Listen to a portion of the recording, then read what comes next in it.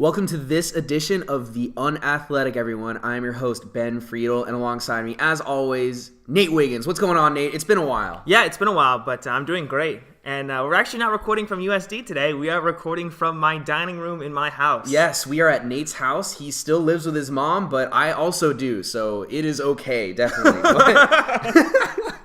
Yep, just a couple of guys just living at their parents' house and talking about sports. You know, it's just kind of this is the life. This is the dream, right? You know, that's kind of why we're called the Unathletic. Yep. Otherwise, I think we would be playing college sports, but we are not that good. So I think before we get into it, Nate, I think it's going to be good to reaffirm what this show is about. So every week, we usually want to talk about these sports and stories that may not get enough attention on major media sports outlets. So today, for instance, we're talking a lot about Champions League soccer. So we'll get into that a little bit later. But we also kind of sometimes fall into the pitfall of what everyone else is talking about because that's not a bad thing always. Let's face it, it's exciting. Yes. The NCAA March Madness finals are tonight, and I know you're very excited as a Michigan fan. We will get into that in a little bit. But so every week we just want to talk about what we want to talk about, and we hope you guys enjoy this episode. So, kind of jumping right into it, Nate. I remember I was actually on a retreat all week with no service, and I came back to a text that said, "Please tell me you saw Zlatan's goal." And I thought my out of that conversation would have been, "Oh, I was gone all week. I didn't see it, but it just so happens that it had just happened." It had just happened. That's why I texted you, yeah. Exactly. So, Nate, enlighten our listeners, maybe those who are unfamiliar with MLS, what Zlatan Ibrahimovic did over the weekend. So, for those of you who don't know, Zlatan Ibrahimovic is a Swedish center forward, and he's one of the self-proclaimed greatest of all time. He has been one of the best players of the last 15 years. He's the all-time Swedish goal scorer, and he's been successful everywhere he's been, whether that was with Juventus, AC Milan, Barcelona, PSG, or just recently with Man United. He has been just absolutely tremendous wherever he's been. And so he decided that after conquering Europe, he wanted to come and conquer America. And those were his words. Yes, exactly. And so not the most humble individual, but he backs it up. He backs so it up. If you want to talk, if you back it up, I'm cool with all of that. So he comes to the United States and signs with the Los Angeles Galaxy, and who's my MLS team. And he made his debut this past Saturday in the Los Angeles Derby against LAFC, otherwise known as El Tráfico. Oh my God. Which I think is a tremendous nickname for the rivalry. I think that just, you got the Spanish element to it. You've got the fact that LA is like one of the worst cities when it comes to traffic. I feel like the stadiums are probably like 8 miles apart, but it'll probably take like 45 minutes. So every time I go up to a Galaxy game, the traffic is so bad. Or anytime I drive over to Expedition Park, where LAFC's new stadium is going to be, where the Coliseum is, it's just absolutely terrible. But Zlatan came on in the 71st minute, and he absolutely put on a show. When he came on, the Galaxy were down 3-1, but they were down 3-0 early in the match, and I was thinking to myself, oh my gosh, this is an absolute disaster. But then Sebastian Lletget scored to make it 3-1. Servite alum Chris Pontius scored to bring the Galaxy to within one, and then Zlatan came in and just was absolutely tremendous, scoring a 40-yard volley for his first MLS goal, and it was just to tie the game. And when I saw it, I just went absolutely berserk. I'm pretty sure I blacked out. It was just absolutely just amazing. And then in the 91st minute, he scores the game-winning header to give the Galaxy a 4-3 win, sending me into absolute delirium and breaking the hearts of all 20 LAFC fans. That's pretty incredible, Nate. And so, would you say that it was the greatest MLS game you've ever seen? I think so. Yeah, I think it was the greatest MLS game I've ever seen, and I've seen the Galaxy win multiple MLS Cups. But for me, this was, given the storyline, the moment, and what this does for the league, I think that this was certainly one of the best MLS games I've ever seen. And it's only the second time in MLS history in which a team has trailed 3-0 at half and has come back to win. Last year, the Seattle Sounders did it against DC United, but This trumps that by far, given the fact that it is Zlatan Ibrahimovic, given the fact that it was against LAFC. Like, if he had done this against Sporting Kansas City or against Vancouver, or even if he had done this against our other main rivals, the San Jose Earthquakes, I don't think it would have been as special. But because he did it against LAFC in, this battle for Los Angeles, this battle for superiority in Los Angeles, and the fact that LAFC... I'm sure LAFC fans thought for a while that they were going to get Zlatan Ibrahimovic, but he decided to come to a winning club. And you know what? He was a difference maker, and he was absolutely tremendous. And I can't even think of the words. There's not enough superlatives to describe just my emotions on Saturday. Going down 3-0, I was thinking, oh my gosh, my hatred for Carlos Vela just absolutely skyrocketed after he scored 2 very beautiful goals. Oh yeah. And I don't think that no one should ignore Carlos Vela's performance. I'm thinking to myself, oh my gosh, here we go again. This team sucks. But Zlatan Ibrahimovic came on, and it wasn't just Zlatan. I got to give a shout out to Sebastian Lletget, who scored the goal to get the Galaxy back in it, and then to, like I said earlier, Servite alum Chris Pontius. And then, Zlatan was Zlatan. It's like he said, the fans were chanting for Zlatan, and I gave them Zlatan. Yeah, and I think when I was watching, I didn't watch the match, I'll admit it, because I just didn't. It was MLS. But I was watching the highlights, and I was like, wow, the quality in these goals are freaking fantastic. I think one goal, I cannot recall which exact goal it was kind of a dribbler into the back of the net and, some defensive mistakes.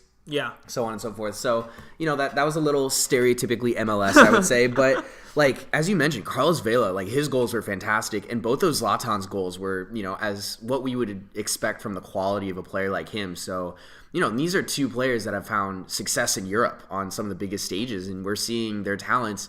I don't know if Zlatan's necessarily in his prime. You may disagree with me on that. But Carlos Vela is definitely still in his prime. Players coming to America and potentially in just making the league better. And I think it's really exciting. With that being said, though, I know that we definitely have some differences in opinions on this topic, but I'll just throw out this question, Nate. What does Zlatan coming to MLS, signing for the LA Galaxy, what does that mean for MLS as a whole to you? Well, I think that it means that, this may sound counterintuitive to people, but I think that this can help MLS shake off the idea of it being a retirement league. And I know people will say, well, Zlatan's 36 years old. But Zlatan, I think he's still in his prime. This is a guy who just last season scored 17 goals for Manchester United. People said he was too old for the Premier League. He comes in, scores 17 goals. So, I think that most clubs in the world would love to have Zlatan Ibrahimovic. Versus, when David Beckham came over, I don't think that there were a lot of clubs who would have wanted David Beckham at that time. With Schweinsteiger in Chicago, there aren't a lot of teams at the time who would want Schweinsteiger on their team. But with Zlatan, I think he's still in his prime because I think that, if any team in the world would want Zlatan Ibrahimovic at this point. So, people may say it's a retirement league. He's coming up. He's 36 years old. But I think that because of the fact that he's still in his prime can help shake off the idea that MLS is a retirement league. I don't disagree with you that Zlatan is as good as he's ever been, especially considering that last season at Manchester United he scored as many goals as he did, and on top of that came back early from injury and just he's a worker. He as much as we like to get caught up in his just not atrocious, his ostentatious commentary sometimes. Ostentatious, that's a good word. I think that. Thank you. I think that. Again, he's a player who is still, I don't know, I don't want to say prime, physically, but performance-wise, his performances are still as good as they've ever been. But I would like to push back on your point about would any team in the world want Zlatan? Because Zlatan, no matter where he's playing, is going to demand a high dollar amount, right? And so would Real Madrid want to pay Zlatan Ibrahimovic to come off the bench like he would?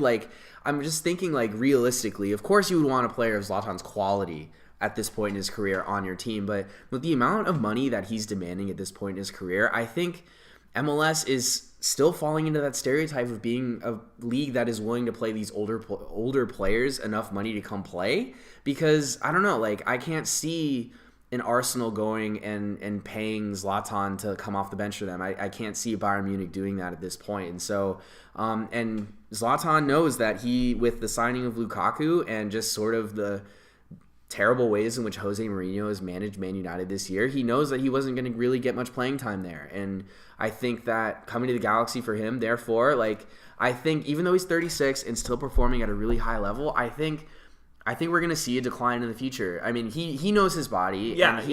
He knows what it's obviously when you're 36, it's harder to do the things coming off a knee surgery. Exactly. Too. And so, I mean, I think we saw something similar with David Ortiz.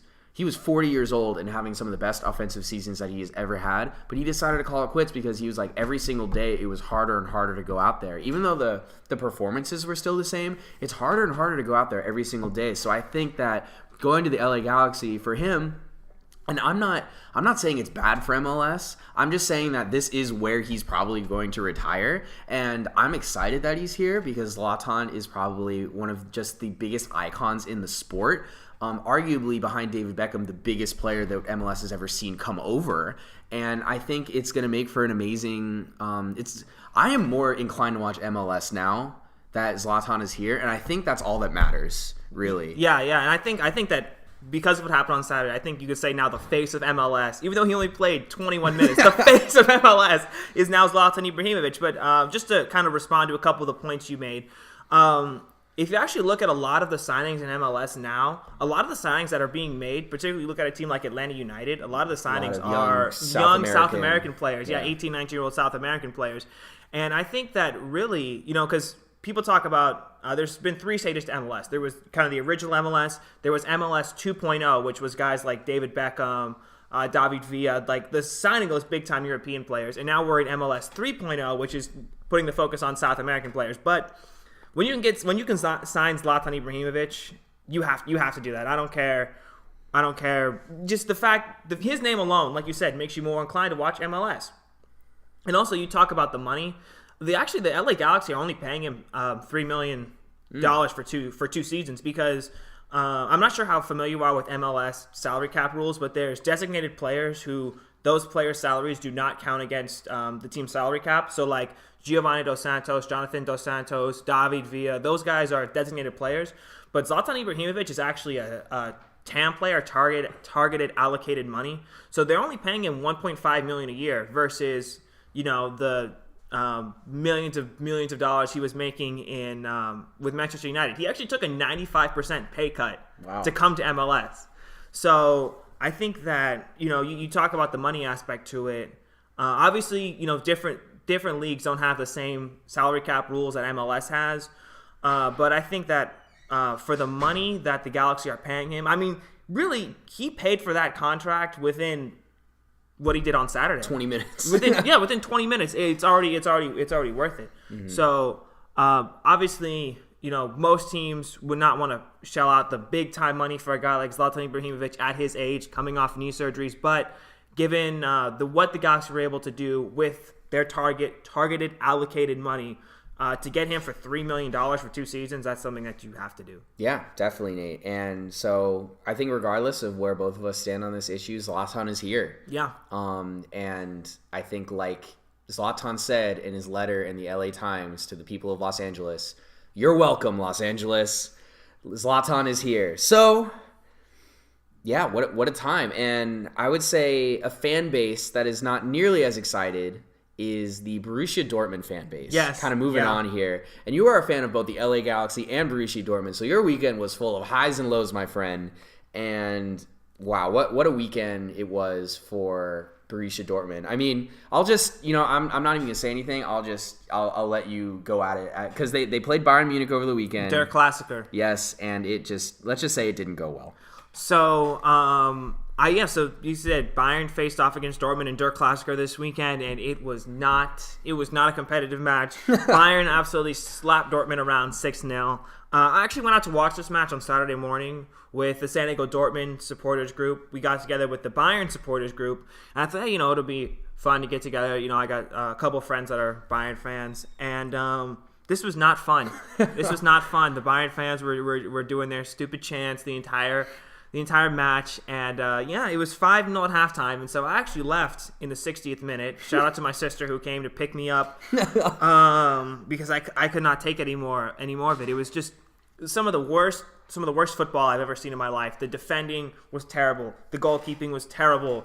Gonzalo Castro losing the ball in the middle of the field, and then it was embarrassing. Like, honestly, I was embarrassed to be wearing my Dortmund kit and my Dortmund scarf, hanging out with these Bayern fans. It was embarrassing. And this has to signal some type of change for Borussia Dortmund if we ever want to challenge for the title again, because we are a million miles away from where Bayern is. They are just absolutely flying away with the league, and we're going to struggle to finish top 4. So this has to signal some type of changes for Dortmund. Yeah, so Nate, I think that brings up the question. You mentioned that serious changes need to happen. What specific changes do you think need to happen in order for Dortmund to kind of return to where they once were 2 or 3 years ago?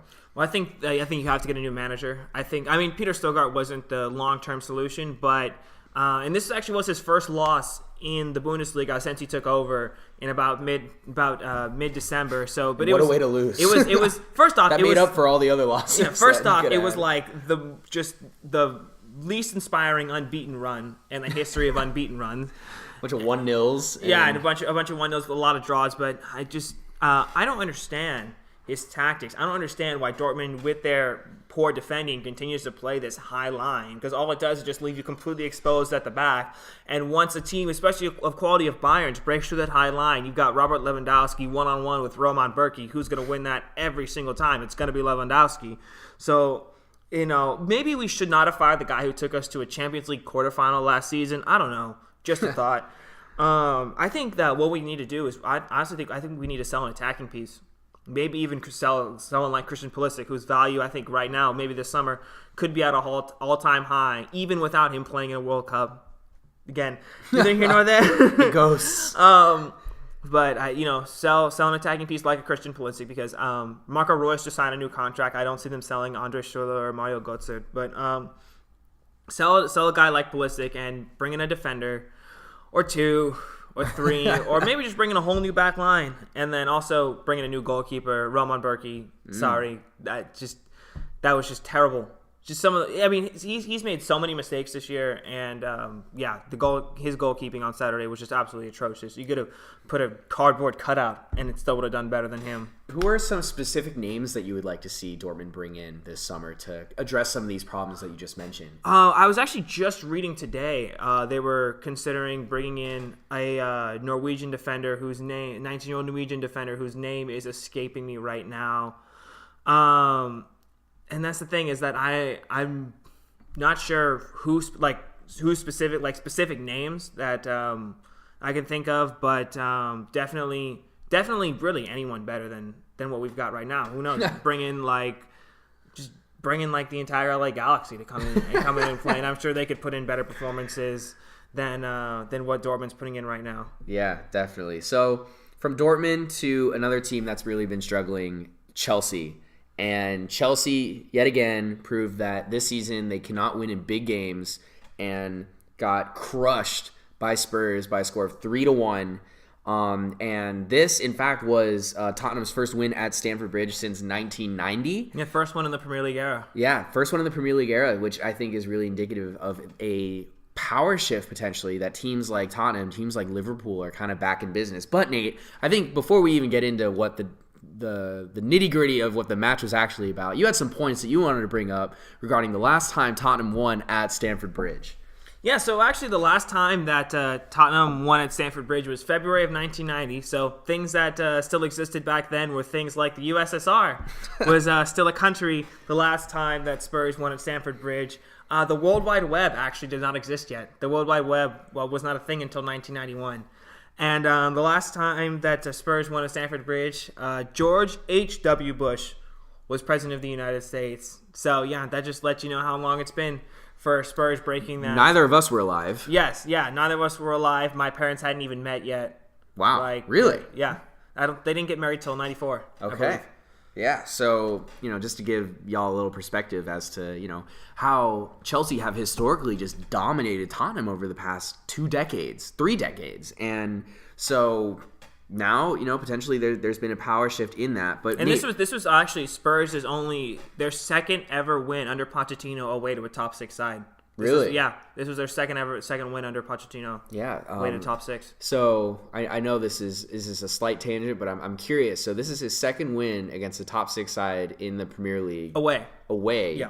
With that being said, Real Madrid want to hire him as the manager next year? I think Pochettino, given the fact that Tottenham does not have a huge spending budget, given the fact that they really haven't made any big time signings over the past few seasons, and I know we like to make fun of Tottenham for the lack of trophies and putting the pressure on and all that, but I think Pochettino, I think he's a good manager. I think he's a good manager who's really done as good of a job as he can with what he's got. Yeah, well, I think regardless of where Tottenham's current manager is next season, Nate, I want to hear what you saw in the match. What really stuck out to you, and how was Tottenham able to get this really clutch win away?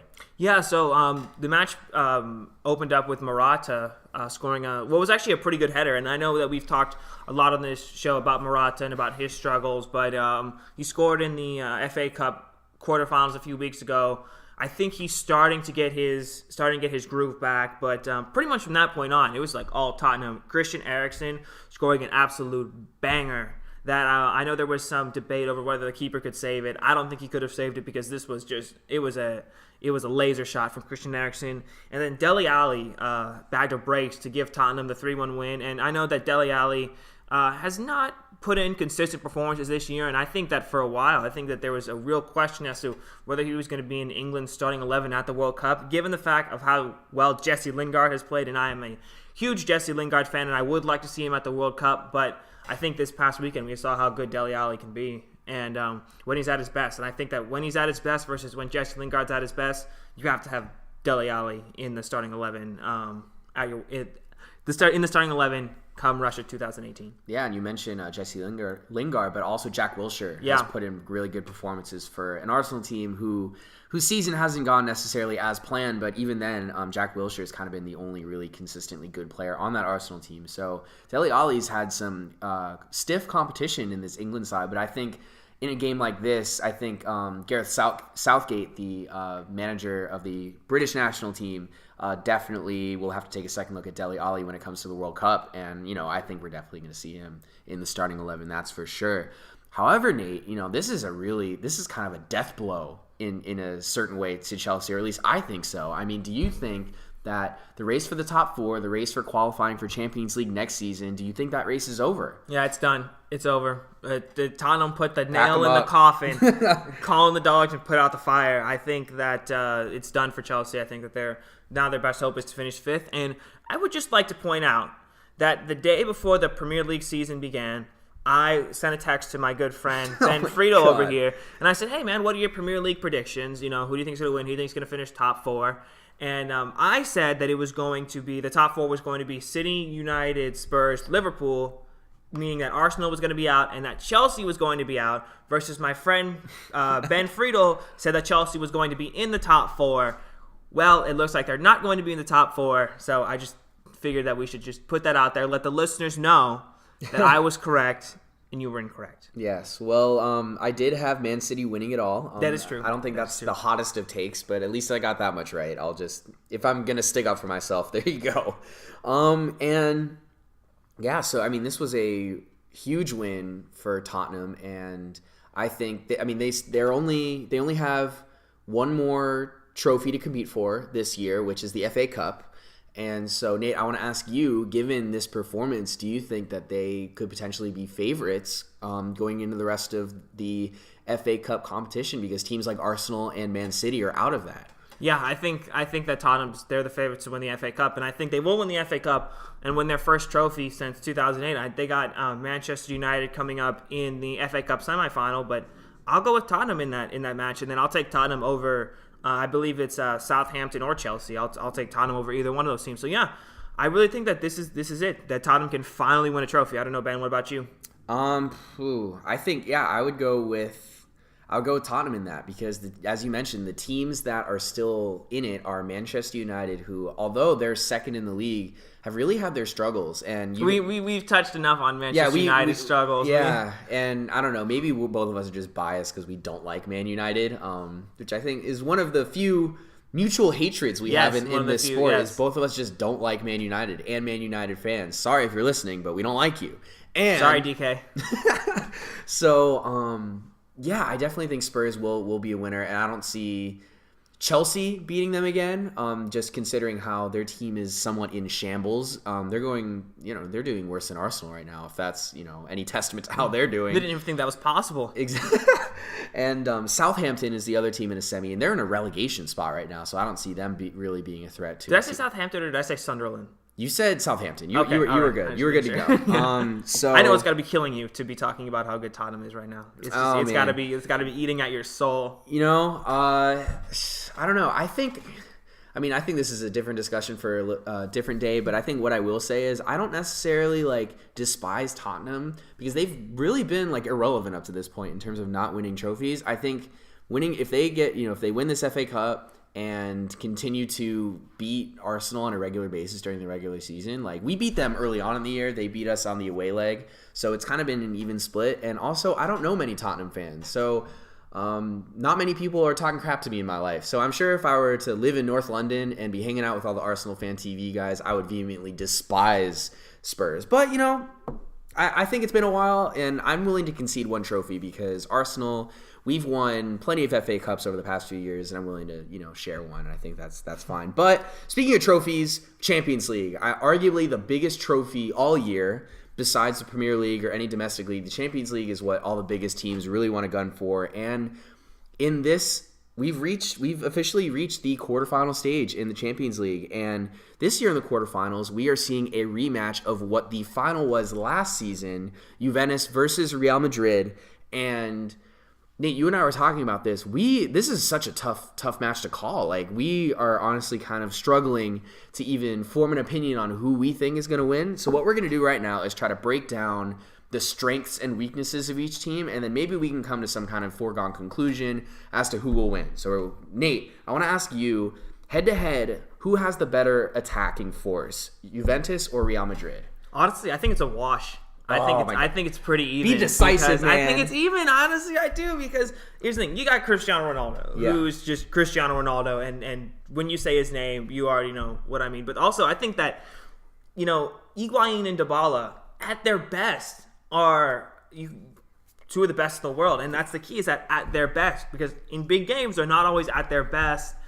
Oh my gosh, you know what? Because of the consistency that Ronaldo puts up in the Champions League, I'm gonna go with Real Madrid versus Dybala and Higuain can be great. We saw that in the second leg against Tottenham, but they can also be not great. So I'll go with Real Madrid. What about midfield? Where do you see the advantage in the midfield? I think Real Madrid. I think I'm gonna take your side on that, but I don't think it's as close, honestly, because Real Madrid just has quality in the midfield, just so much quality. I mean, when you have Isco coming off the bench, or Bale coming off the bench, Gareth Bale coming off the bench, you have Toni Kroos, you have Casemiro in the midfield. It's just virtually unstoppable, and I don't think that's to take anything away from Juventus's midfield, but Real Madrid, I think, arguably have the best midfield in the world. So for me, I think that may go off of your point of quality of attack, because a good attack is reliant on good service, and midfielders are usually the providers of such service. So when you have the best midfield in the world, that makes the job of players like Cristiano Ronaldo that much easier in terms of just putting balls in the back of the net, but also flopping and getting a lot of penalties, Penaldo. So, I mean, I won't even get into that. But Nate, so Real Madrid, better midfield. I think we may both agree on that. What about defense? Who do you have as the best defense out of the two? I will go with Juventus. And, it sucks because I'm actually a really big Sergio Ramos fan. I know that people aren't necessarily a fan of, his attitude or getting red cards. But I think that, Juventus defensively, and I mean, we saw this last year in the Champions League, just how they were absolute rock in the back line. And, I think that's historically with Juventus. That's one of their strengths is just defense. So I'll go with Juventus. And even just going off of that, Juve's defensive performance that they put up against Spurs in the round before this, I think, was just one of the better defensive performances. Particularly in the second leg, yeah. Yeah, and when they were at Wembley, being a back wall that just would not let anything get through. So I think, I definitely agree with you that Juve probably has the better defense. Yeah, I mean, what about goalkeeper? I know that you and I kind of went back and forth on this. Yeah, so I'll I'll go with Gigi Buffon from Juventus, and I know that this is his final year in the league, and he is he's not one of, he is the greatest goalie of all time. Yeah, he is the greatest of all time, and I think what's amazing, how old is he? Like 41? 40, I think. 40 years old and still putting in quality performances night in and night out. And I'm not willing to bet against the greatest of all time. And, even if he's physically deteriorated to some level, he's still in great shape. And he is, I don't know, just head to head, I would rather go with the greatest goalie who has ever lived versus Keylor Navas. See, I got to go with Keylor Navas. And I know that he's got his issues, and I know that they're thinking about replacing him in the summer. But Gigi Buffon, he is the greatest of all time, but he is 40 years old. And I think against Spurs, he made some mistakes. And I think that, maybe those are shots that 3 or 4 years ago he would have saved that at this point he's not saving. And so I got to go with Keylor Navas. And I absolutely despise Keylor Navas because he plays for Costa Rica and he always puts up these tremendous performances against the United States. But I'll go with Keylor Navas as a stronger goalkeeper. Got it. So Nate, then, with all that being said, we've kind of just broken down like where their strengths and weaknesses are. Who do you have winning? I got Real Madrid. I think that they've been here before. They've won back-to-back Champions League titles, and they know how to win in these big situations. And it's really all they got to play for now is the Champions League because they're out of La Liga, they're out of the Copa del Rey. So I think that given Real Madrid's quality, given their ability to just step it up in big games, I'll go with Real Madrid. What about you, Ben? I will also go with Real Madrid. I don't want them to win. I want Juve to win, but I think there's a distinct difference between wanting someone to win and objectively thinking who will be the team that comes out on top. I think Ronaldo's going to have another amazing game. He never fails, and in the big games, he always seems to come through, and I'm just not willing to bet against that. I'm not going to be the guy to say that, just because I want Juve to win, I think they're going to win. No, I think Real is going to be the ones to come out on top. And I think, and we mentioned this in a previous episode, I think they're the current favorites to win Champions League right now, even though they've kind of fallen out of the La Liga title race. And, I think Ronaldo is just going to be too much to handle. So with that being said, I think there's a couple of other matchups that we are looking at. And Nate, I'm just going to get your one-word reaction out of these next two matchups. Are you ready? Yes. Here we go. Barcelona are playing Roma in this quarterfinal round of the Champions League. Who is going to win? Barcelona. There you go. So, unequivocally, correct? Unequivocally. Yep. And Roma, it's been a great run to get this far, but we don't think you're going much further than Lionel Messi. We'll just put it that way. So, then next we have Sevilla versus Bayern Munich. Bayern. We just thoroughly explained how Bayern dismantled Borussia Dortmund, which is arguably a team of comparable skill level to Sevilla. So if they're beating teams like Dortmund 6-0, I don't even want to know what's going to happen. And no one's even talking about Bayern as like one of the favorites, but I think that I would take them toe-to-toe any day against Real Madrid, against City, against Liverpool, against Barcelona. Like, they're kind of flying under the radar, which is weird for Bayern Munich, but... Definitely. And I think it's just because they haven't had much competition like all year. Like they haven't had to play the Barcelonas like Real Madrid have had. They haven't had to play the Liverpools and the Man Uniteds like Man City have had. So I think they've just kind of been cruising under the radar in the Bundesliga and, could take potentially Real Madrid down. That's for sure. And then I think I would like more than a one-word reaction for this next matchup because this one, I think, like Real Madrid and Juventus, is going to be really a tough one to call. We have an all-Premier League Champions League quarterfinal of Manchester City versus Liverpool. So, Nate, I want to ask you, is this Man City's most important match of the year? Because keep in mind, Liverpool were the ones to hand Manchester City their first loss earlier this year in January with a 4-3 win against them. So, do you think that Man City... this is their most important game of the year? I think so, and I think Pep Guardiola would agree. I mean, he even said that the focus for this week is going to be on Liverpool, even with the Manchester Derby coming up on Saturday, a chance to clinch the league title. The Champions League is that this is what it's all about for Manchester City now. They won the EFL Cup, they got knocked out of the FA Cup, they're going to win the league. Everything now is focused on the Champions League and trying to be the first Premier League team to win the Champions League since Chelsea in 2012. Yeah, so Nate, let's try to break down this matchup because I think like Real and Juve, these are two teams that are very evenly matched. So Nate, who has the better attacking force in your mind, Man City or Liverpool? I got to go with Liverpool, and I know that City's got Jesus and Aguero, but I got to go with Liverpool. I mean, Mo Salah, enough said. Mo Salah, absolutely incredible. Firmino. Sadio Mane. Yeah, Mane. I think that you got to go with Liverpool. They've just been absolutely flying through everyone in the Premier League. What about midfield? What would you say, Ben? I would go with Manchester City. I think Man City's midfield, I would take Bernardo Silva. I would take both of the Silvas, Bernardo Silva and David Silva, over Adam Lallana and Oxlade-Chamberlain. I think it's just as clear as that. The Manchester City's midfield, I mean, you could even put Leroy Sané on the wing in that category. Mm-hmm. He's just real quality, and I think. I mean, we haven't even mentioned Kevin De Bruyne. Yeah, Kevin De Bruyne, like that midfield is completely stacked, and when you have Ilkay Gundogan coming off the bench for you, I think that's just unequivocally the best midfield in the Premier League. I'll give them that, and Liverpool, I think losing Coutinho has been hurtful in that way, and even though they've proved to be relatively unstoppable in terms because their attack is just a force, I think their midfield is going to be something that they need to address in the offseason. I know Naby Keita is coming in from RB Leipzig, and he has been great, but could we see a Christian Pulisic go to Liverpool? I think that might be a match made in heaven, so to speak, since Man United would have probably, in my mind, been the other team, but they went out and got Alexis Sanchez to fill that role. So maybe we could see Liverpool as a team to go get Christian Pulisic. But, I mean, that's neither here nor there. We're talking about Champions League. Sorry that I got a little off track there.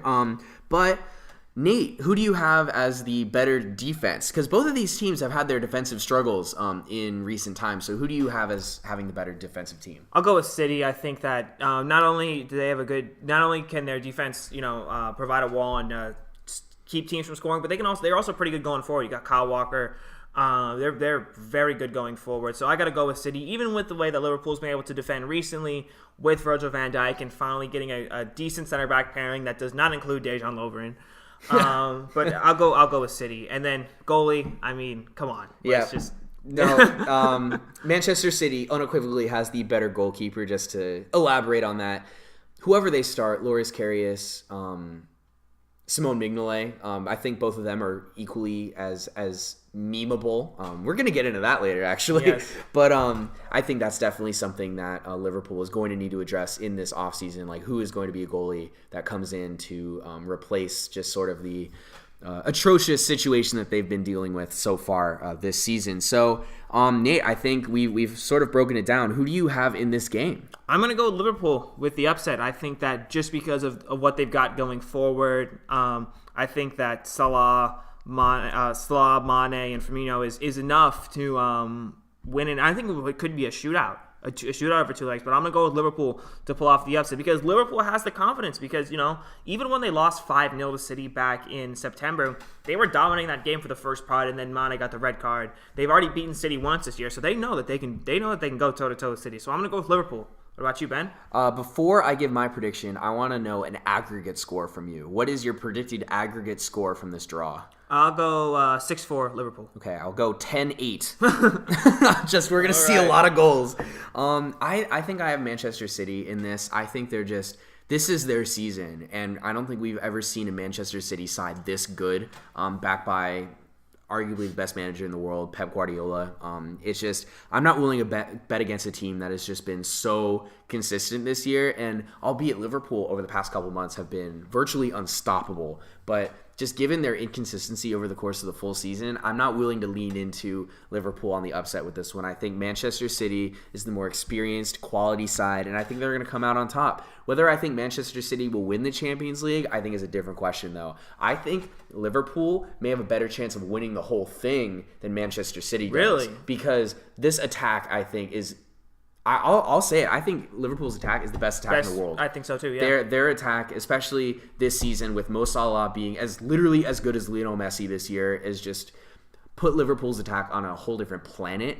And I think that they would just be such a hard force to deal with for a Real Madrid, for Bayern Munich. They've never played this Liverpool side, even in the past 3 to 4 years. So it's something completely unfamiliar for them to go into an atmosphere like Anfield and just try to beat a Liverpool team that has just, I think proved everyone wrong this year. Absolutely, I think they've just had an incredible year. So I think no matter if they win or lose this game, this has been a successful tournament for Liverpool and just an overall successful season for them. And I think they're just really on the right track. And I'm not going to go too far as to predict them winning it all next year, but I think definitely they have a shot of winning the Premier League, I should say. Not Champions League, Premier League next year, and being a title favorite in that regard. So, wow, that was a lot of soccer. We were coming up on 40 minutes of this episode.